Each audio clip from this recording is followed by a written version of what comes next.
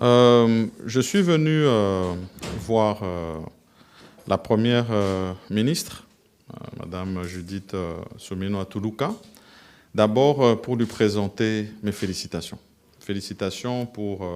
le choix porté sur sa personne par son Excellence Monsieur le Président de la République pour l'accompagner dans l'exécutif de ce pays en tant que première ministre et chef du gouvernement, mais surtout celle qui va implémenter sa vision et permettre la matérialisation, en tout cas des engagements phares qu'il a pris vis-à-vis de la population congolaise lors de son investiture. Donc mes premiers mots, c'était en tout cas des mots de félicitations à Madame la Première ministre. Ensuite, vraiment en toute cordialité, nous avons eu l'occasion d'échanger sur un partage d'expériences. Ayant été à la même fonction portée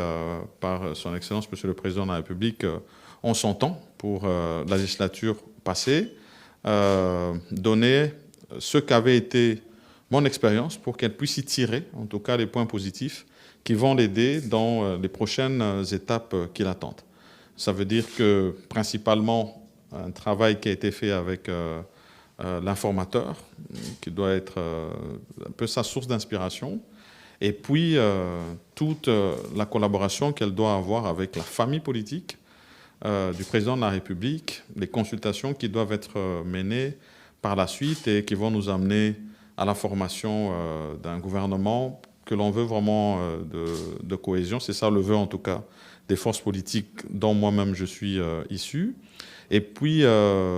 par la suite, toutes les étapes qui sont attendues dans l'installation qui devra se faire au niveau du Parlement. C'était des échanges, comme je l'ai dit, qui étaient très cordiaux.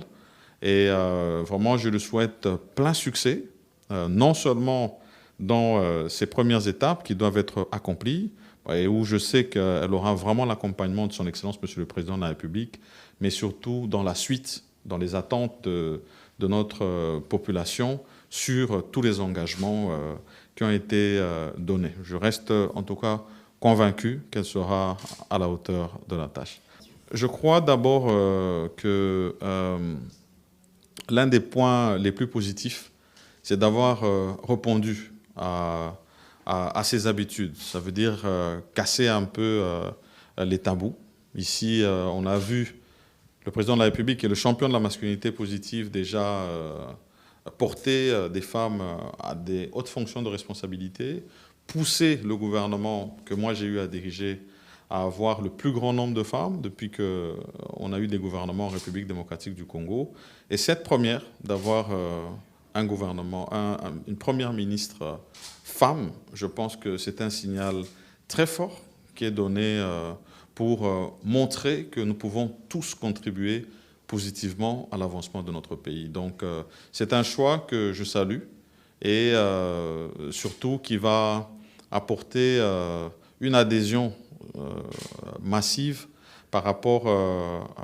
à toutes ces personnes, toutes ces femmes surtout, dont je sais qu'elle aura la plus grande attention, parce qu'on en a parlé, on vient à peine du mois de la femme, qui sont victimes particulièrement à l'est de la République démocratique du Congo, mais dans le quotidien, parce que finalement, c'est la femme qui met au monde, c'est la femme qui éduque, et donc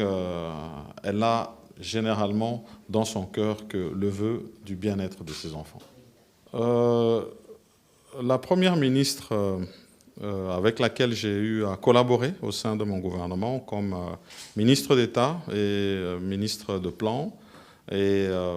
a été quelqu'un avec qui d'abord nous avons eu une très bonne collaboration, tout le temps que nous avons eu à travailler ensemble. Mais je crois que ce que moi j'ai noté, c'est d'abord un caractère de discipline dans le travail,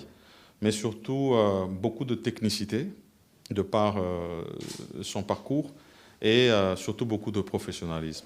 Je reste convaincu que du fait d'avoir été non seulement au contact avec des institutions internationales, mais aussi d'avoir été vraiment sur le terrain ici, particulièrement avec tous ces programmes que nous avions à la base, ça lui donne vraiment une bonne assise pour avoir palpé vraiment du doigt sur le terrain ce qui sont les difficultés et comment les appréhender, mais surtout de rester aussi un interlocuteur valable pour toutes ces institutions pour lesquelles nous sommes en programme et pour lesquelles nous sommes dans des grands échanges. Je reste vraiment convaincu que ces atouts vont lui permettre d'être encore plus à la hauteur de sa tâche. Voilà, merci beaucoup.